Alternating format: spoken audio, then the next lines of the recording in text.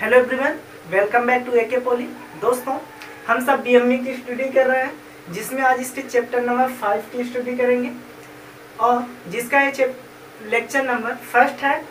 और दोस्तों, इसका नाम है shaft, colours, crank and eccentric, जिसे हिंदी में शाफ्ट, कलर्स और केंद्र तथा उत्केंद्रक के नाम से जानते हैं। ओके, तो दोस्तों, इसमें टोटल हम लोग को 4 टॉपिक पढ़ने हैं, जिसमें सबसे पहला टॉपिक है शाफ्ट के बारे में, उसके बाद कलर्स के बारे में देखेंगे और क्रैंक तथा उत्केंद्रक के बारे में भी देखेंगे। ओके, तो सबसे पहले बात इसमें ये आती है कि शाफ्ट की, ठीक है ना। पहला टॉपिक है हमारा शाफ्ट। तो दोस्तों, इसमें हम सब देखेंगे कि पहले कि शाफ्ट होता क्या है, ठीक है ना।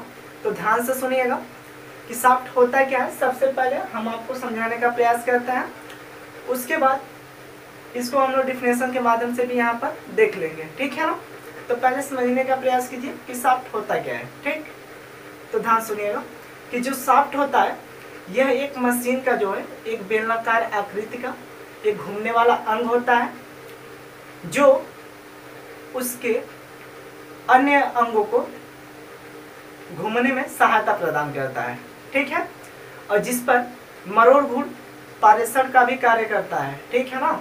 जैसे मान लीजिए ये शाफ्ट है, ध्यान दीजिए, जैसे मान लीजिए ये शाफ्ट है, ठीक है ना। जब शाफ्ट घूमता है, ये पहली बात इतना ध्यान दीजिए, शाफ्ट जो होता है बेलनाकार आकृति का होता है।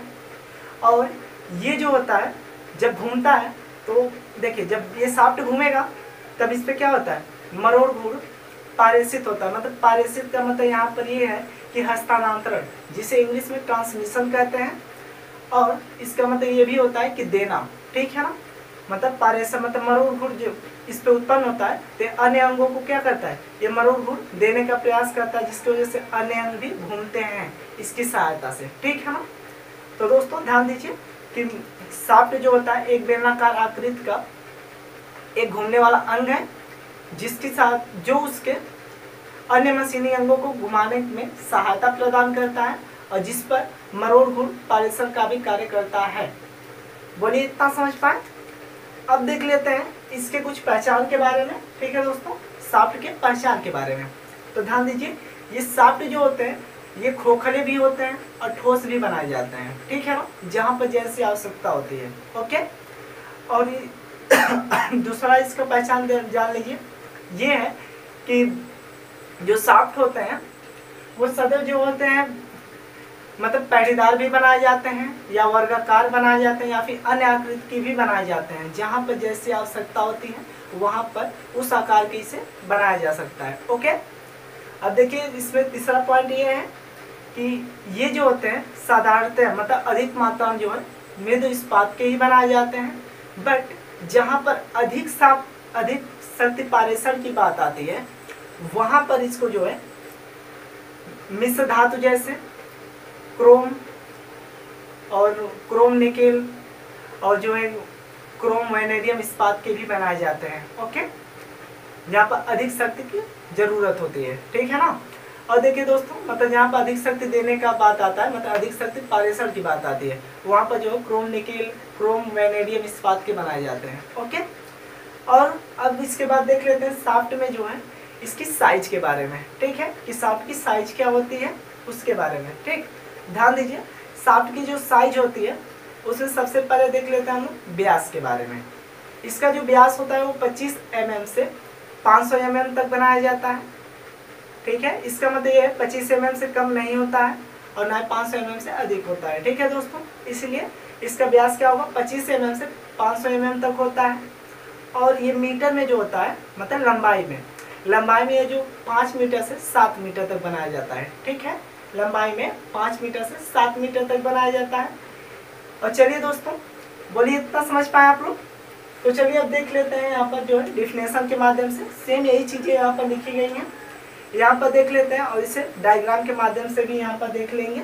क्योंकि दोस्तों यदि एग्जाम में आता है तो सेम इसी प्रकार हम लोग लिखेंगे और उसको जो है फिर जो है शाफ्ट को बनाएंगे भी, लेकिन अधिकतम करके जो है कि पैडीदार शाफ्ट का ही प्रयोग किया जाता है, ठीक है ना, अधिक चीज़ों। ओके, तो चलिए देख लेते हैं। देखिए दोस्तों, शाफ्ट, ठीक है, ध्यान दीजिए, शाफ्ट यहाँ पर कि यह एक मशीन का साधारणतः एक बेलनाकार आकृति का घूमने वाला अंग है जो उसके घूमने वाले अंगों की सहायता करता है और मरोड़ घूर्ण पारेषण का भी कार्य करता है। ठीक है, बोलिए इतना समझ पाए। और आगे देखिए इसकी पहचान क्या है। देखिए कभी कभी साप्टे वर्ग या अन्य आकृति की बनाते हैं जैसे जहाँ पर आवश्यकता होती है। ठीक है, और देखिए ये ठोस तथा खोखली भी प्रयोग करते हैं, इन्हें पेड़ीदार भी बनाते हैं। इतना हो गया। अब देखिए ये साधारणतः मृदु इस्पात की बनाई जाती हैं, बट अधिक शक्ति पारेषण के लिए साप्टे मिश्र धातु इस्पात जैसे निकिल, क्रोम निकिल या क्रोम वेनेडियम, यहाँ पर दोस्तों इस्पात भी रहेगा, ठीक है ना, वेनेडियम इस्पात की बनाई जाती है। ठीक, अब ध्यान दीजिए इसकी साइज के बारे में देख लेते हैं। ध्यान दीजिएगा दोस्तों, इसकी जो साइज होती है वो व्यास में 25 mm से 500 mm तक होती है और लंबाई में जो होता है 5 मीटर से 7 मीटर तक होता है। बोलिए इतना समझ पाए। आई होप दोस्तों आपको अच्छे समझ में आया होगा। तो चलिए इसे जो है रफ करते हैं और इसको जो है डायग्राम के माध्यम से भी देख लेते हैं थोड़ा। ठीक है, उसके बाद जो है इसके वर्गीकरण के बारे में देखेंगे, क्लासिफिकेशन के बारे में साफ्ट के। ओके, तो चलिए इसे रफ करते हैं।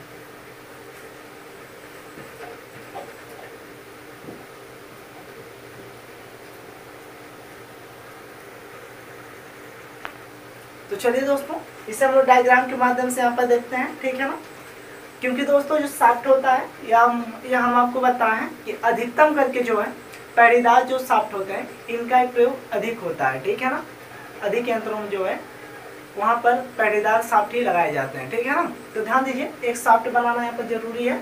एग्जाम में भी यदि आता है तो आप लोग यहाँ पर साफ्ट बना कर दिखा दीजिएगा। ठीक है ना, क्योंकि डायग्राम बनाने से थोड़े अधिक नंबर मिलते हैं। ओके ना, तो ध्यान दीजिए। देखिए जो साफ्ट होता है वो इस प्रकार का होता है, पेड़ीदार साफ्ट ऐसे बनेगा।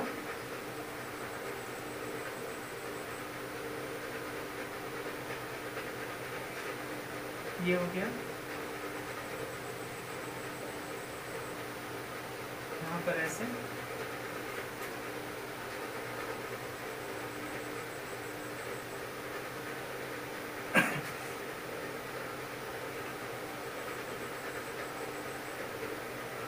ऐसे होगा।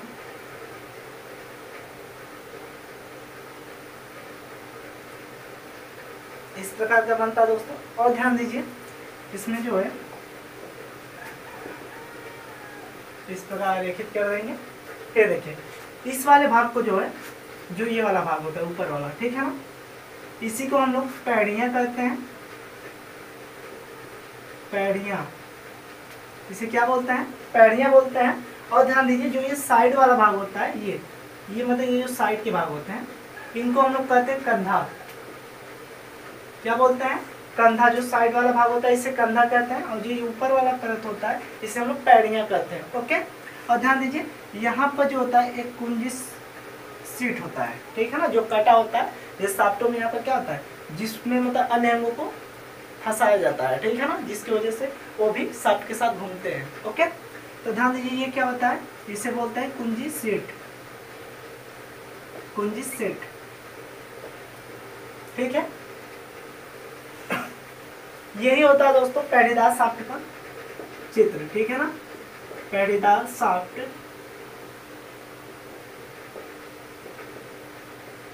का चित्र यही होता है। ठीक है ना, बोलिए समझ पाए दोस्तों। एकदम आसान है, बट आप लोग बनाकर जरूर आइएगा यदि एग्जाम में आता है तो। ठीक है ना, तो दोस्तों इसी प्रकार आपको पेड़ीदार साफ्ट का जो है डायग्राम बना देना है। ओके, तो चलिए इसे जो है हम लोग अब रफ करते हैं पूरा और इसके बाद देख लेते हैं साफ्ट के क्लासिफिकेशन के बारे में। ओके, तो चलिए दोस्तों अब देख लेते हैं साफ्ट के क्लासिफिकेशन के बारे में। ठीक है, मतलब साफ्ट के वर्गीकरण को। ठीक है, तो ध्यान से देखिएगा दोस्तों इसके क्लासिफिकेशन को। देखिए सबसे पहले साफ्ट को जो है कार्य के आधार पर रखा गया है।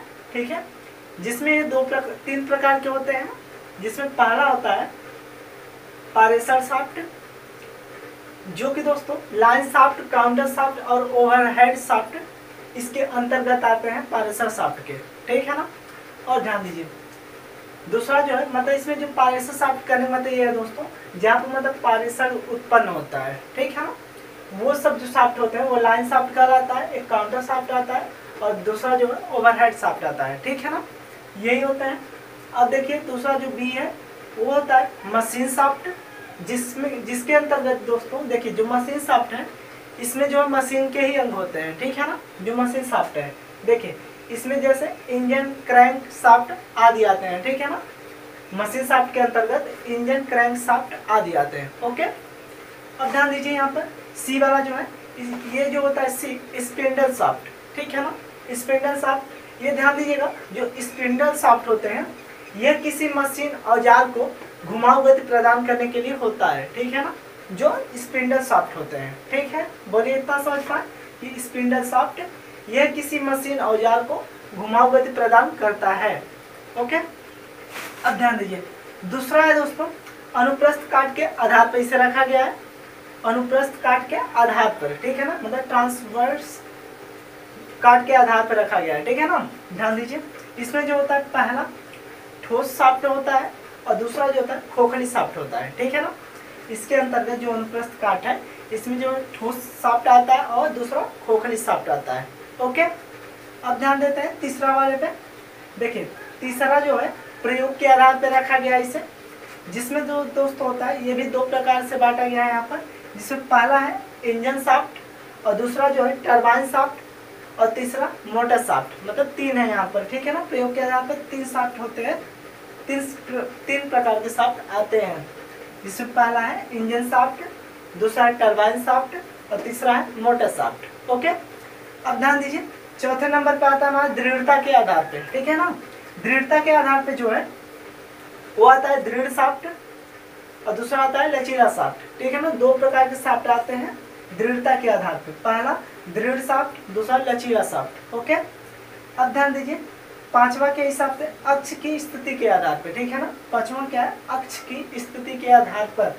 इसमें जो दोस्तों होता है ये भी दो प्रकार से इसमें भी बांटा गया है, जिसमें पहला है सीधी शाफ्ट और दूसरा क्या है क्रैंक शाफ्ट, ठीक है। पहला सीधी शाफ्ट, दूसरा क्रैंक शाफ्ट। बोलिए इतना समझ पाए आप लोग। ये होते हैं टोटल शाफ्ट के क्लासिफिकेशन, ठीक है दोस्तों। पहला क्या होता है कार्य के आधार पे, वो तीन प्रकार के होते हैं पारेशर शाफ्ट, मशीन शाफ्ट और स्पिंडल शाफ्ट, ओके। और ध्यान दीजिए दूसरा जो अनुप्रस्थ काट के आधार पर रखा गया है इसमें दो प्रकार के आते हैं, ठोस शाफ्ट आता है, खोखली शाफ्ट आता है। उसके बाद तीसरा जो प्रयोग के आधार पर रखा गया है इसमें इंजन शाफ्ट आता है, टरबाइन शाफ्ट आता है और मोटर शाफ्ट आता है। और चौथा जो है वो दृढ़ता के आधार पर रखा गया है, जिसमें दृढ़ शाफ्ट आते हैं और लचीला शाफ्ट आता है, ठीक है। दृढ़ मतलब कठोर होता है, लचीला मतलब नाजुक होता है, ओके। और ध्यान दीजिए पांचवा जो है अक्ष की स्थिति के आधार पर होता है, जिसमें दो प्रकार के आते हैं, पहला सीधी शाफ्ट होती है और दूसरा जो है क्रैंक शाफ्ट आती है, ठीक है ना दोस्तों। अभी हम लोग आगे क्रैंक के बारे में पढ़ेंगे कि क्रैंक होता क्या है, ठीक है ना। और इस चैप्टर का सबसे महत्वपूर्ण यही है क्रैंक वाला जो पढ़ाएंगे आपको, क्योंकि यहाँ से क्वेश्चन जरूर बनता है एग्जाम में, ओके ना। तो दोस्तों अब चलिए इसे जो हम लोग रफ करते हैं और देख लेते हैं कि मतलब शाफ्ट पे कौन कौन से भार लगते हैं, ठीक है ना। इसको थोड़ा सा देख लेते हैं, ठीक। देखिए इसे हम यहाँ पर रफ करते हैं थोड़ा दो, ठीक है ना। और यहाँ पर आपको बता देते हैं थोड़ा सा कि मतलब इस पे कौन कौन से लोड लगते हैं शाफ्ट पर। देखिए यदि आपके एग्जाम में आता है इसके क्लासिफिकेशन के बारे में तब सीधा आप ऐसे ही लिखेंगे इतना ही केवल, ओके ना।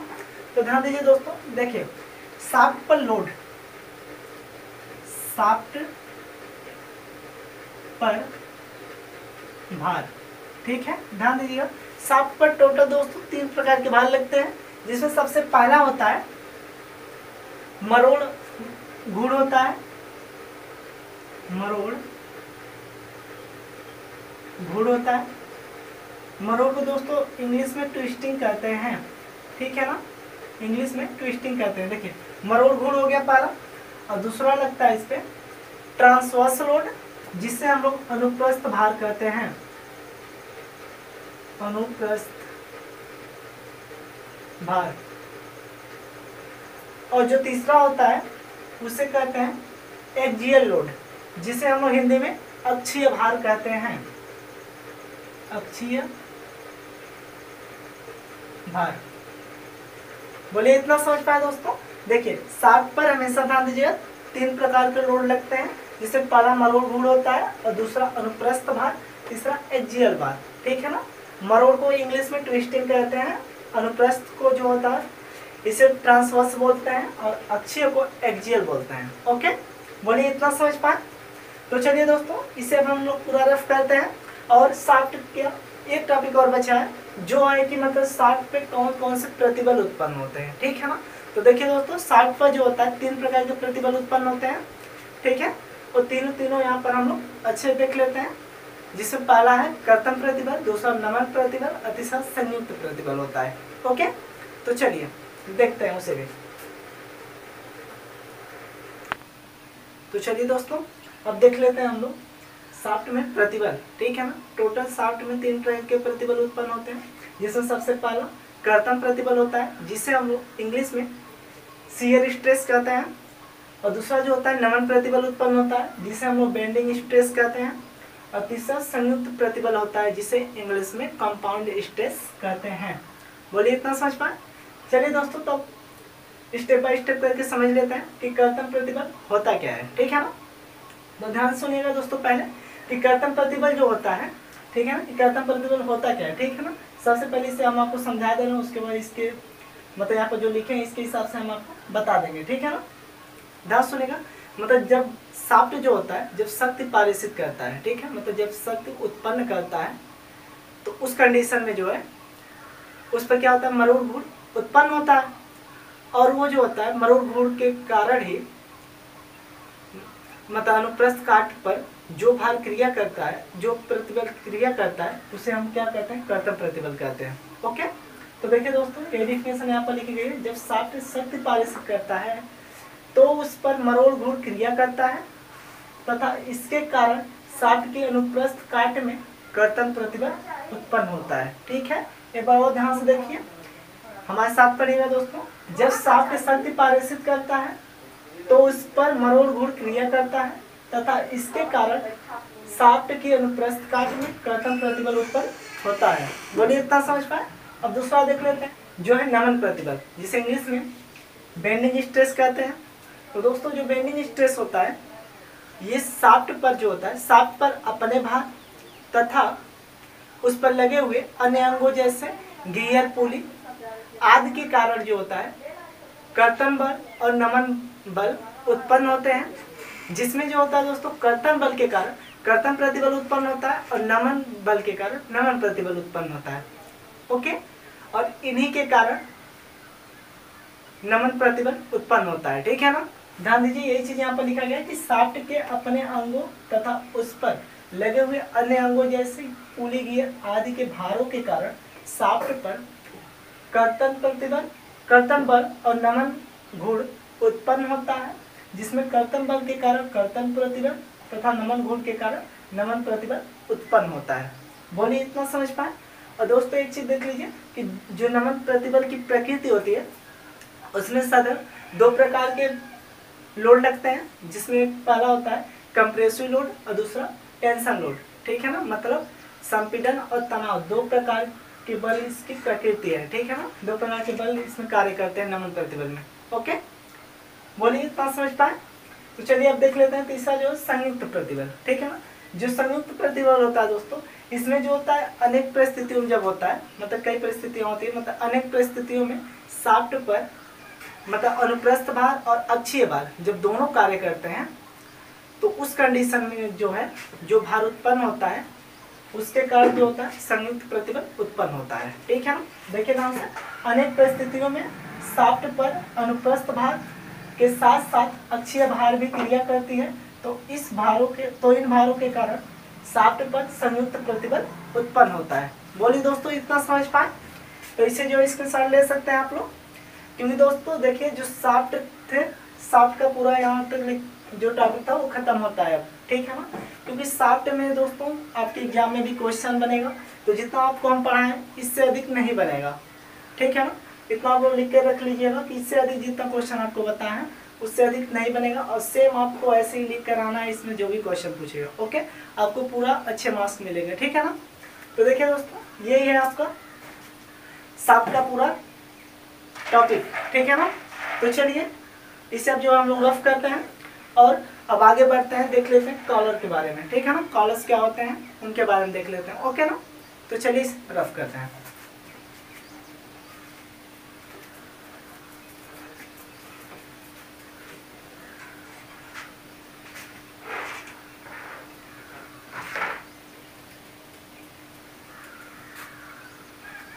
चलिए दोस्तों अब देख लेते हैं हम लोग अपना दूसरा टॉपिक जो है कॉलर्स के बारे में, जिसे हिंदी में कॉलर कहते हैं, ठीक है ना। ध्यान से देखिएगा दोस्तों कि कॉलर होता क्या है।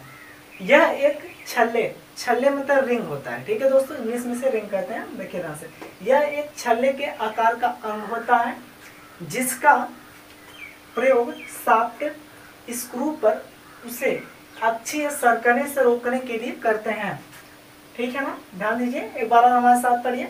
यह एक छल्ले के आकार का अंग होता है जिसका प्रयोग शाफ्ट स्क्रू पर उसे अक्षीय सरकने से रोकने के लिए करते हैं, ओके।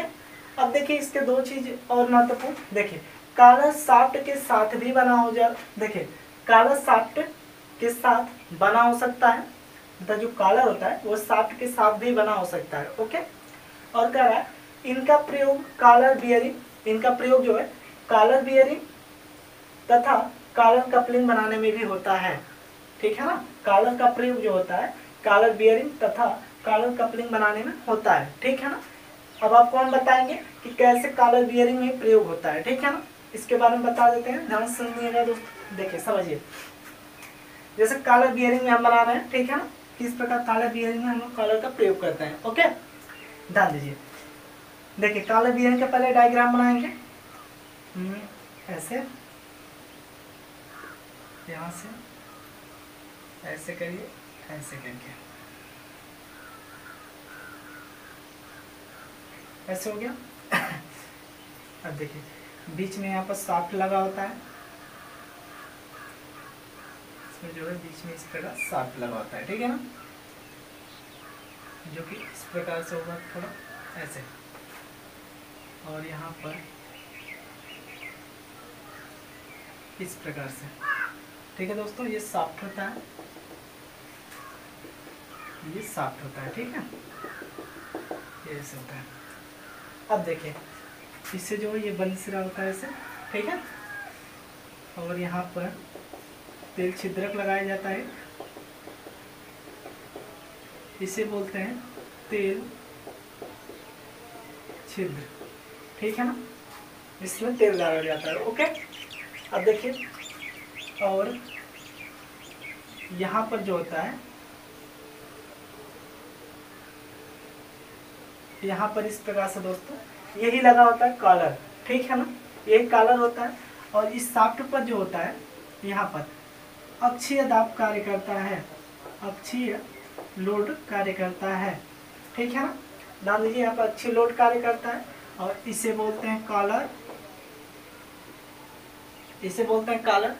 और ये जो होता है ये होता है शाफ्ट, शाफ्ट, ठीक है दोस्तों। ध्यान दीजिए, देखिए यह एक छल्ले के आकार का अंग होता है, देखिए यह एक रिंग के आकार का अंग होता है जो कॉलर होता है, जिसका प्रयोग शाफ्ट पर, ठीक है ना, या फिर स्क्रू पर, देखिए शाफ्ट पर, स्क्रू मतलब जहाँ पर नट होता है उसे कसने के लिए, ठीक है, उसे स्क्रू कहते हैं। ध्यान दीजिए, जो शाफ्ट पर, देखिए शाफ्ट पर उसे अक्षीय सरकाने से, देखिए यहाँ पर अक्षीय दाब लगता है ना, यहाँ पर मतलब अक्षीय सरकाने से रोकने के लिए करते हैं कॉलर का प्रयोग, ताकि ये शाफ्ट जो है अक्षीय न सरके, मतलब सड़क के नीचे ना आए, ठीक है ना। इसलिए यहाँ पर किस प्रकार से बांधते हैं शाफ्ट को, तो कॉलर के द्वारा, ओके। बोलिए इतना समझ पाए। तो दोस्तों यही हो गया हमारा, यहाँ पर लिख सकते हैं आप लोग कॉलर बियरिंग, कॉलर बियरिंग। और यहाँ पर जो दोस्तों होता है बियरिंग दाब उत्पन्न होता है, ठीक है ना, बियरिंग दाब। देखिए जब भी आपका ये कॉलर वाला क्वेश्चन आएगा तो इसी प्रकार पूछेगा कि कॉलर किसे कहते हैं, इसे सचित्र इसका वर्णन कीजिए, ठीक है ना, इस प्रकार का एक क्वेश्चन बनता है, ठीक है। कॉलर किसे कहते हैं, तो यहाँ पर आप लोग लिखेंगे कॉलर एक छल्ले के आकार का एक रिंग अंग होता है जिसका प्रयोग शाफ्ट स्क्रू पर उसे अच्छी सरकाने के लिए किया जाता है। और ये लिख देंगे कॉलर शाफ्ट के साथ ये बना भी होता है, और यहाँ पर इसका प्रयोग कॉलर बियरिंग तथा कॉलर कपलिंग में भी प्रयोग होता है, ठीक है ना। और इस प्रकार से डायग्राम बना देंगे। आई होप दोस्तों आपको ये भी अच्छे समझ में आया होगा। तो चलिए इसे जो हम लोग रफ करते हैं और अब आगे देख लेते हैं हम लोग। देखिए कल का इतना ही था, ठीक है ना। अब देखेंगे क्रैंक के बारे में। ओके, क्रैंक के बारे में इसी लेक्चर में दोस्तों देखेंगे, उसके बाद जो उत्केंद्रक के बारे में अगले लेक्चर में देखेंगे। ओके ना, तो चलिए इसे रफ करते हैं।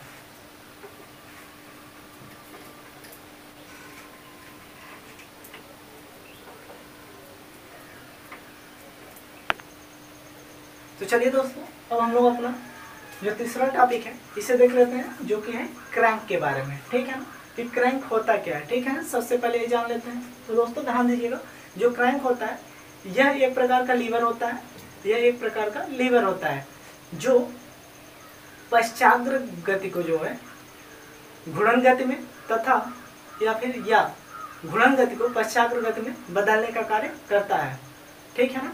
देखिए यही डिफिनेशन यहाँ पर लिखी गई है कि यह एक ऐसा लीवर है जो पश्चाग्र गति को घूर्णन गति में या घूर्णन गति को पश्चाग्र गति में बदलने के लिए प्रयोग करते हैं, ठीक है ना। यहाँ पर दोस्तों पश्चाग्र गति ये होता है, मतलब इसे इंग्लिश में रिसिप्रोकेटिंग कहते हैं, ठीक है ना। ये जो होता है ये पंप की तरह होता है, ठीक है ना, उसमें इसका प्रयोग होता है। ध्यान दीजिए फिलहाल के लिए यह एक ऐसा लीवर है जो पश्चाग्र गति को घूर्णन गति में या घूर्णन गति को पश्चाग्र गति में बदलने का कार्य करता है, जो क्रैंक होता है। आई होप आप इतना समझ पाएंगे।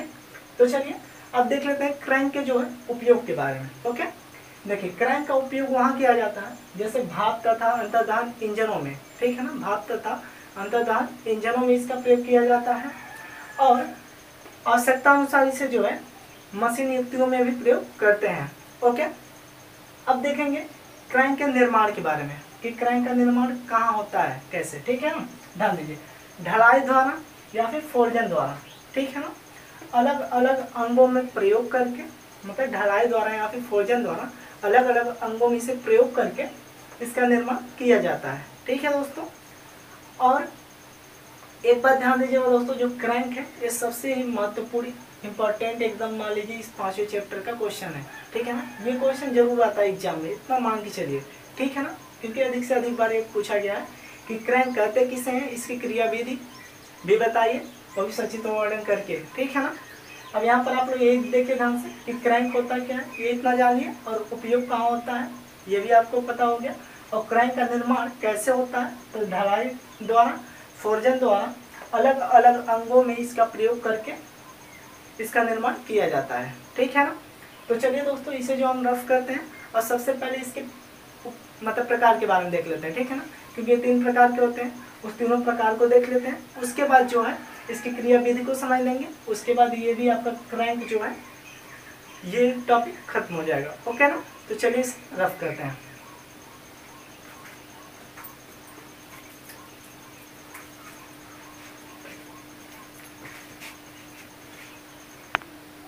तो चलिए दोस्तों अब देख लेते हैं क्रैंक के प्रकार के बारे में, ठीक है ना, टाइप ऑफ क्रैंक के बारे में। ओके, तो ध्यान दीजिए दोस्तों, जो क्रैंक होते हैं 3 प्रकार के होते हैं, जिसमें सबसे पहला ओवरहैंग क्रैंक होता है, और दूसरा जो होता है डिस्क क्रैंक होता है, और तीसरा केंद्र क्रैंक होता है। ओके, तो ध्यान दीजिए सबसे पहले देख लेते हैं कि ओवरहैंग क्रैंक होता क्या है। ओके, ध्यान दीजिए, ये जो होता है क्रैंक पिन के केवल एक ओर ही क्रैंक भुजा या वेब लगी होती है, ठीक है ना, जो क्रैंक शाफ्ट से जुड़ी होती है, जो क्रैंक शाफ्ट से जुड़ी होती है, इसका प्रयोग मध्यम तथा बड़े क्षैतिज इंजनों में करते हैं, ठीक है ना। इतना ध्यान दीजिएगा कि ये जो क्रैंक होता है ये पिन के केवल एक ही ओर क्रैंक भुजा या फिर वेब लगी होती है, जो क्रैंक शाफ्ट से जुड़ी हुई होती है, इसका प्रयोग मध्यम तथा बड़े क्षैतिज इंजनों में करते हैं, ठीक है ना। इसका देखिए डायग्राम यहाँ पर दिया हुआ है ओवरहैंग क्रैंक का,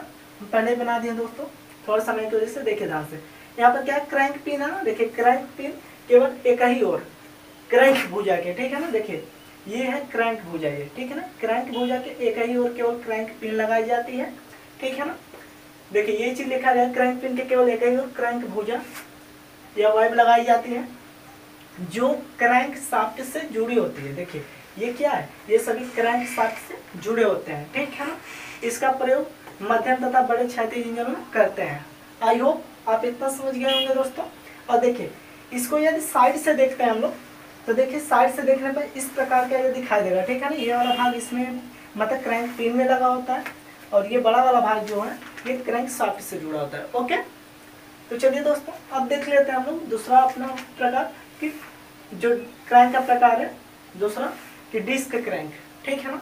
डिस्क क्रैंक को देखते हैं ये क्या होता है। देखिए इसमें एक डिस्क पर क्रैंक पिन रिविट की होती है, ठीक है ना। ध्यान सुनिए, इसमें एक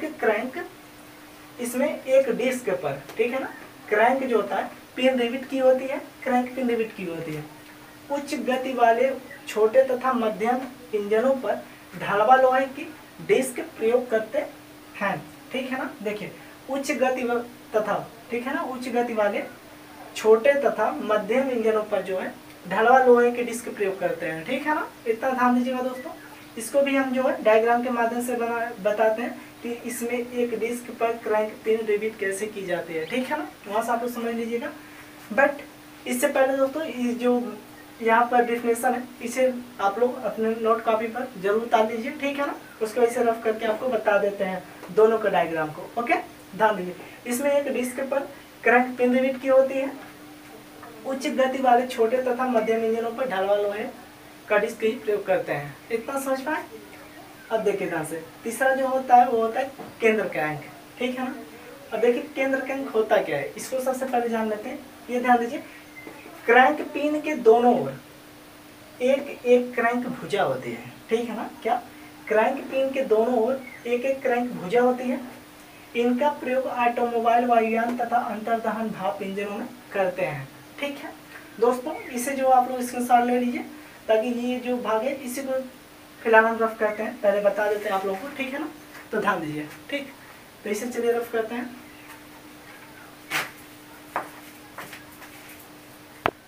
तो दोस्तों चलिए देख लेते हैं डिस्क क्रैंक के डायग्राम को, ठीक है ना। ध्यान दीजिएगा। तो चलिए दोस्तों देख लेते हैं। देखिए यही होता है डिस्क क्रैंक का जो है डायग्राम होता है, ठीक है ना। ध्यान दीजिए, ये डिस्क क्रैंक का डायग्राम होता है, एक वृत्ताकार होता है, ठीक है ना, जिसका ये पूरा भाग जो होता है ये वाला, ठीक है ना, इसे कहते हैं डिस्क का मोटा भाग, ठीक है, जो इतना खाली है। और यही होता है डिस्क क्रैंक का डायग्राम। इसी प्रकार आपको बनाना है, ठीक है ना। यदि ऐसे पूछेगा कि क्रैंक के प्रकार के मतलब डायग्राम बनाइए तो आप सिर्फ डायग्राम बना दीजिएगा, वरना कहेगा इसके प्रकार लिखिए तो डायग्राम नहीं बनाते फिर भी चल जाएगा, आप इतना लिख दीजिएगा, ठीक है ना। तो चलिए इसे भी जो है रफ करते हैं और यहाँ बगल में देख लेते हैं फिलहाल कि केंद्र क्रैंक के बारे में, ठीक है ना, कि केंद्र क्रैंक होता क्या है। तो ध्यान दीजिए, केंद्र क्रैंक जो होता है वो पहले साइड में जो है दो यहाँ पर क्रैंक भुजा लगे होते हैं। देखिए यहाँ पर जो है क्रैंक भुजा लगे होते हैं, ठीक है। ये होता है क्रैंक भुजा, इसे क्या कहते हैं, क्रैंक भुजा। ओके, ध्यान दीजिए, इसे भी क्या कहेंगे, क्रैंक भुजा, ठीक है दोस्तों। और देखिए इन दोनों क्रैंकों के बीच में जो है क्रैंक पिन लगी होती है, ठीक है। क्या लगी होती है, क्रैंक पिन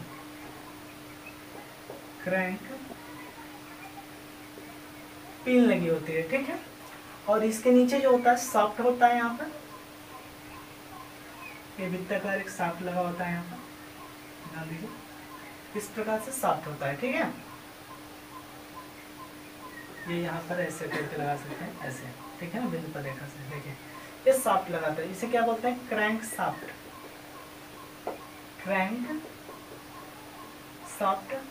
इधर भी होता है क्रैंक शाफ्ट, ठीक है ना।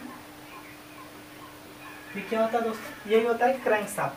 फिलहाल ये नहीं रहेगा, यहाँ पर ये दोनों बल्ब केवल रहते हैं क्रैंक शाफ्ट, ठीक है ना, अलग अलग पार्ट में रहते हैं, ठीक है। ध्यान दीजिएगा, ये क्या होता है, एक क्रैंक शाफ्ट होता है, ये क्या होता है, क्रैंक भुजा होते हैं दोनों तरफ, इसके बीच में क्रैंक पिन लगाया जाता है, ठीक है ना। और साइड में क्रैंक शाफ्ट लगे होते हैं। आई होप दोस्तों समझ गए होंगे। तो यही होता है केंद्र क्रैंक होता है, ठीक है ना। केंद्र क्रैंक का डायग्राम ये होता है, डिस्क क्रैंक का ये होता है, और ओवरहेड क्रैंक का आपको तो बताया पहले, ठीक है। आई होप दोस्तों आप ये भी समझ गए होंगे। तो चलिए इसे भी जो है रफ करते हैं। और अब सबसे मेन टॉपिक देखते हैं जो कि बहुत ही इंपॉर्टेंट है, वो है क्रैंक की क्रियाविधि के बारे में। ओके, तो चलिए इसे रफ करते हैं।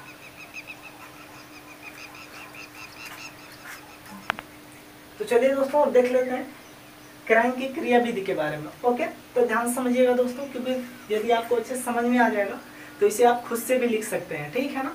इसीलिए सबसे पहले समझने का प्रयास कीजिए, डायग्राम के माध्यम से आपको समझा देते हैं ताकि आप खुद से भी लिख सकते हैं और हम आपको यहाँ पर लिख के भी स्क्रीनशॉट दे देंगे। ओके ना, तो पहले देख लेते हैं कि क्रैंक की क्रियाविधि, ठीक है। तो देखिए सर्वप्रथम इसमें जो है, सर्वप्रथम इसमें एक सिलेंडर लेते हैं। यह क्या है, एक सिलेंडर है, ठीक। सर्वप्रथम इसमें एक सिलेंडर लेते हैं जिसमें 2 पिस्टन लगे होते हैं। देखिए ये 2 पिस्टन है, ठीक है ना। इसमें लिखेंगे सर्वप्रथम एक सिलेंडर लेते हैं, इसे बोलेंगे सिलेंडर, सिलेंडर, ठीक है ना, जिसमें 2 पिस्टन लगे होते हैं, जिसमें पहले को P1 तथा दूसरे को P2 कहते हैं। ये क्या है दोस्तों, पिस्टन है, पिस्टन, ठीक है। और इससे जो है एक पिस्टन रॉड जुड़ा होता है। पहले ये नहीं लिखेंगे, ठीक है ना, सॉरी दोस्तों ध्यान दीजिए।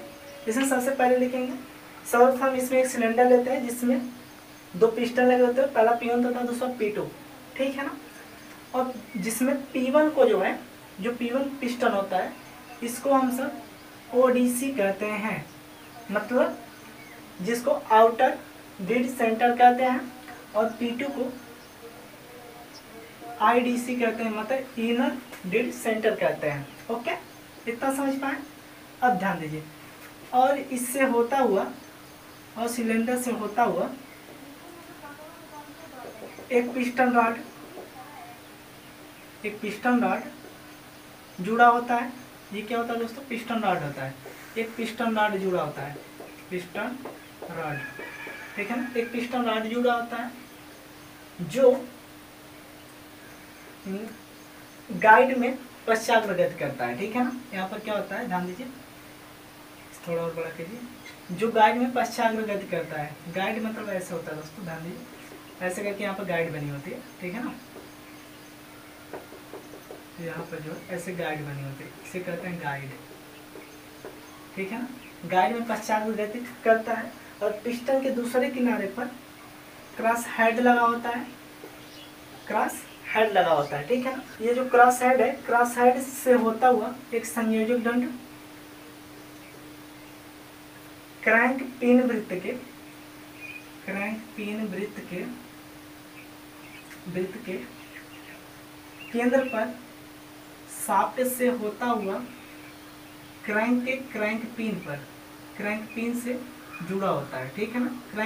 क्रैंक पिन से जुड़ा होता है, इसे बोलते हैं क्रैंक पिन, यहाँ पर जिससे जुड़ा होता है, ठीक है ना। जुड़ाव को क्रैंक पिन कहते हैं। और ये किससे जुड़ा होता है, ये जो है ये क्रैंक से जुड़ा होता है, ठीक है ना। क्रैंक से जुड़ा होता है। और क्रैंक किससे जुड़ा होता है, केंद्र के शाफ्ट से, ठीक है ना। केंद्र के शाफ्ट से क्रैंक के पिन से संयोजक दंड जुड़ा होता है, संयोजक दंड जुड़ा होता है। ओके दोस्तों, संयोजक दंड रहेगा, जुड़ा होता है, इतना समझ पाए। और ध्यान दीजिए, इसे बोलते हैं क्रैंक पिन, क्रैंक पिन वृत्त बोलते हैं, ठीक है ना, क्रैंक पिन वृत्त, ठीक है। और इसमें एक बात दोस्तों, ये जो होता है, यहाँ से मान लीजिए इसकी कुछ त्रिज्या होगी, ठीक है ना। इस प्रकार से इसे C1 मान लीजिए, इसे C2, ठीक है ना। और क्रैंक पिन के दोनों साइड में C1 तथा C2 त्रिज्या होती है, ठीक। और क्रैंक पिन के, मतलब क्रैंक पिन वृत्त के व्यास को जो है, क्रैंक पिन के व्यास को यहाँ तक, ठीक है ना, इसे जो है क्रैंक थ्रो कहते हैं, क्रैंक थ्रो कहते हैं। या फिर क्रैंक पिन के वृत्त की त्रिज्या का दोगुना को क्रैंक थ्रो कहते हैं, ठीक है ना। इतना समझ पाए। देखिए दोस्तों, यहाँ पर ये बनेगा तो यहाँ पर कुछ एंगल ही बनेगा, थीटा ऐसे दर्शा देंगे सिर्फ, ठीक है ना। इतना ही आपको लिखना है। आई होप आपको ये अच्छे समझ में आया होगा दोस्तों। तो चलिए इसे जो है आप लोग उतार लीजिए और इसे एक बार और यदि अच्छे ना समझ आए तो वीडियो एक बार और पीछे करके थोड़ा सा देख लीजिएगा, बिल्कुल समझ में आ जाएगा दोस्तों, ठीक है ना। और वैसे हम एक बार और बताने की कोशिश करते हैं, ध्यान समझिएगा कि इसमें करेंगे। चलो तो दोस्तों इसको ध्यान से एक बार और समझ लीजिए, ठीक है ना, बेहद बढ़िया समझाते हैं। देखिए सर्वप्रथम इसमें एक सिलेंडर लेंगे, ठीक है ना, जिसमें 2 पिस्टन लगे होते हैं, पहले को P1 बोलते हैं, दूसरे को P2 बोलते हैं, ठीक है ना। और दोनों पिस्टन के बीच की दूरी को जो होता है इसे बोलते हैं स्टोक, स्टोक बोला जाता है, ठीक है ना, ध्यान दीजिएगा, स्टोक, ठीक। देखिए ऐसे लिखे, सर्वप्रथम एक सिलेंडर लेते हैं जिसमें P1 तथा P2 2 पिस्टन लगे होते हैं, जिनको हम एक स्टोक कहते हैं। और ध्यान दीजिए जिसमें P1 को ओडीसी मतलब आउटर डेड सेंटर कहते हैं और P2 को इनर डेड सेंटर कहते हैं, ठीक है ना। और दोनों पिस्टन जो है सिलेंडर में पश्चाग्र गति करते हैं और सिलेंडर से होता हुआ एक पिस्टन रॉड, मतलब सिलेंडर में पिस्टन रॉड जुड़ा होता है, जिसके दूसरे किनारे पर, पहले से लिखेंगे, सिलेंडर से एक पिस्टन रॉड जुड़ा होता है जो कि गाइड की हुई होती है, ठीक है ना, यहाँ पर जी लिख सकते हैं, गाइड को प्रदर्शित कर सकते हैं, ठीक है। गाइड में पश्चाग्र गति करती है, जो गाइड में पश्चाग्र गति करती है, और पिस्टन रॉड के दूसरे सिरे पर एक क्रॉस हेड लगा होता है और इससे होता हुआ एक संयोजक दंड क्रैंक वृत्त के केंद्र पर शाफ्ट से होता हुआ क्रैंक के क्रैंक पिन पर, ठीक है, क्रैंक से क्रैंक पिन पर जुड़ा होता है, जिसमें क्रैंक पिन वृत्त के व्यास को क्रैंक थ्रो कहते हैं या क्रैंक पिन वृत्त की त्रिज्या का दोगुना को क्रैंक थ्रो कहते हैं। आई होप दोस्तों। उसके बाद लिखेंगे P1 तथा P2 के मध्य पश्चाग्र गति होने से, ठीक है ना, P1 तथा P2 के बीच पश्चाग्र गति होता है और पश्चाग्र गति होता है तो C1 तथा C2 के मध्य भी घूर्णन गति होता है, ठीक है ना। इसका डिफिनेशन जो दोस्तों हम यहाँ पर लिख दे रहे हैं, फिलहाल आपको डायग्राम के माध्यम से जितना डिफिनेशन था उतना हम बता दें, ठीक है ना, यहाँ से आप लोग अच्छे समझ लीजिएगा। अब चलिए इसे जो है हम लोग रफ करते हैं और आपको इसका पूरा डिफिनेशन यहाँ पर हम लिख देते हैं ताकि उसे आप लोग स्क्रीनशॉट ले लीजिएगा, ठीक है ना। तो चलिए दोस्तों इसकी क्रियाविधि को हम यहाँ पर लिख दिए हैं, अच्छे ध्यान समझिए, ठीक है ना, और इसे नोटबुक में जरूर उतार लीजिएगा, ठीक है ना, क्योंकि ये बहुत इंपॉर्टेंट क्वेश्चन है, ठीक। ध्यान दीजिए, देखिए सर्वप्रथम एक सिलेंडर होता है जिसमें 2 पिस्टन लगे होते हैं, जिसमें पहले को P1 तथा P2 पश्चाग्र गति करते हैं। दोनों पिस्टन क्या है, P1 तथा P2 पश्चाग्र गति करते हैं तथा P1 को आउटर डेड सेंटर मतलब ओडीसी तथा P2 को इनर डेड सेंटर मतलब आईडीसी कहते हैं। ओके, सिलेंडर से होता हुआ एक पिस्टन रॉड गाइड में पश्चाग्र गति करता है। पिस्टन रॉड के दूसरे सिरे पर क्रॉस हेड लगा होता है जिससे एक संयोजक दंड जुड़ा होता है और यह क्रैंक पिन वृत्त के केंद्र पर शाफ्ट से होता हुआ क्रैंक पिन द्वारा जुड़ा होता है। क्रैंक पिन के वृत्त के व्यास को क्रैंक थ्रो या क्रैंक वृत्त की त्रिज्या की दोगुनी को क्रैंक थ्रो कहते हैं। अतः सिलेंडर में P1 से P2 के मध्य पश्चाग्र गति करता है तथा क्रैंक C1 तथा C2 के मध्य वृत्ताकार मार्ग पर घूमती है, ठीक है ना। यही इसका क्या होता है, क्रिया विधि होती है क्रैंक की। ओके, उदाहरण के लिए पश्चाग्र पंप आदि कर सकते हैं, ओके ना, या फिर संपीड़क या फिर पश्चाग्र संपीड़क पंप भी कर सकते हैं, ओके ना। ध्यान दीजिएगा, उदाहरण के लिए ये दे सकते हैं पश्चाग्र पंप आदि, इतना दे दीजिएगा। आई होप आपको ये भी अच्छे समझ में आया होगा दोस्तों। यदि हमारे लेक्चर आपको अच्छे लगे तो इसे शेयर सब्सक्राइब और लाइक जरूर कीजिए। और दोस्तों एक चीज़ इसमें और बचता है जो कि है इसेंट्रिक के बारे में, ठीक है ना। अगले लेक्चर में उसे हम लोग इसेंट्रिक के बारे में पूरा अच्छे से कवर कर लेंगे, उसके बाद ये चैप्टर हमारा फिनिश हो जाएगा। ओके, तो दोस्तों अच्छे से पढ़ते रहिए। बाय बाय, जय हिंद, टेक केयर।